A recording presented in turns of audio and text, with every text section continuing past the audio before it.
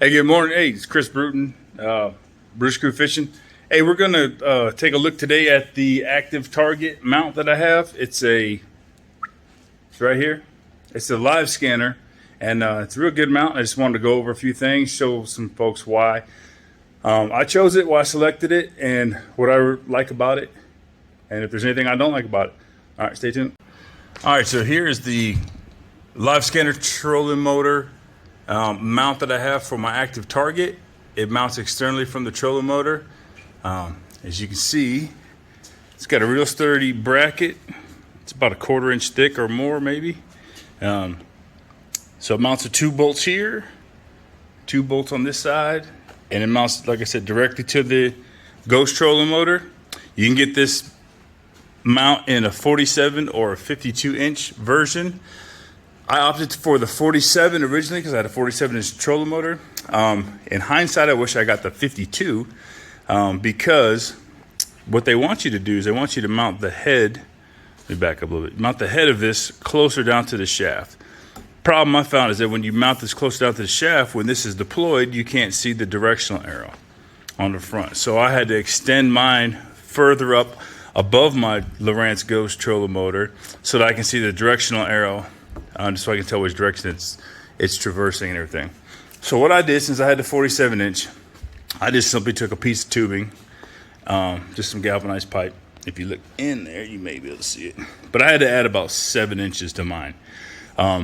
So like I said, this slid right over top of the original pipe, and I just added a screw, drilled a hole through it, added a screw, and mounted it. No big deal. But that's how it mounts onto the active target. That's your active, or excuse me, that's how it mounts to the live scanner. That's your active target. And what this allows you to do is, let me turn it on real quick, is when you turn it on, all right, I just turn on my ACC button here. That's why I have a power to. The little blue light turns on. That lets me know the live scanner's powered. And now, when I'm using my trolling motor, I can also use this pedal here, and I can traverse the active target independently of the trolling motor with this right here.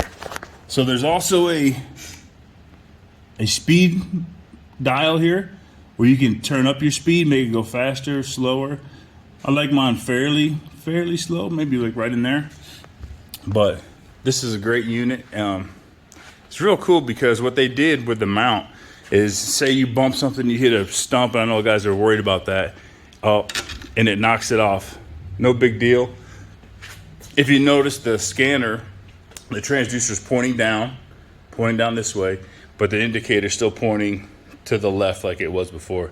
So what they did is they made it so all you need to do is just reach up front, pull it up, and it'll lock back into place again for you. And then it'll realign itself with the indicator. So that's a real good system that they have. It's like a breakaway deal. So that's one of the biggest things I like about it. The breakaway and the fact that I can dial in my speed, and it's real sturdy.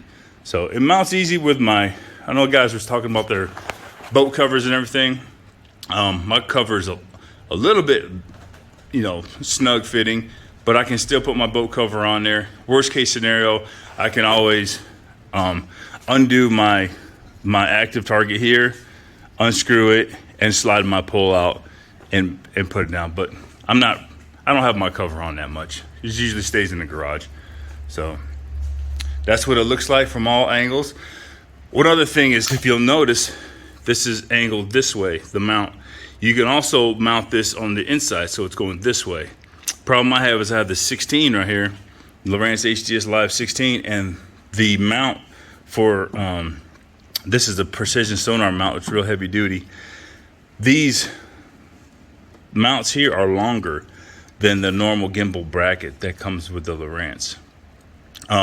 If I had mine mounted this way, then this pole right here kind of rests just above the unit.